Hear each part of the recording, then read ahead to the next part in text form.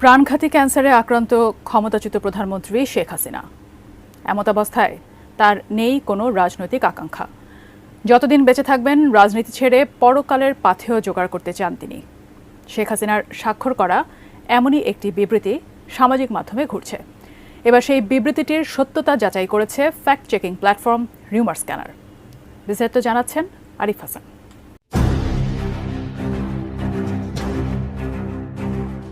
গত ২৯ জানুয়ারি অন্তর্বর্তী সরকারের বিরুদ্ধে নিজেদের অফিসিয়াল ফেসবুক পেজ থেকে রাজনৈতিক কর্মসূচি ঘোষণা করে আওয়ামী লীগ।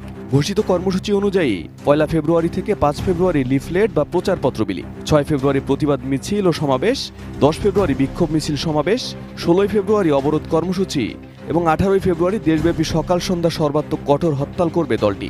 এছাড়া ছাত্রলীগ সভাপতি ও সেক্রেটারির সই করা সেই বিজ্ঞপ্তিতে শেখ হাসিনাকে প্রধানমন্ত্রী হিসেবে উল্লেখ করা হয়।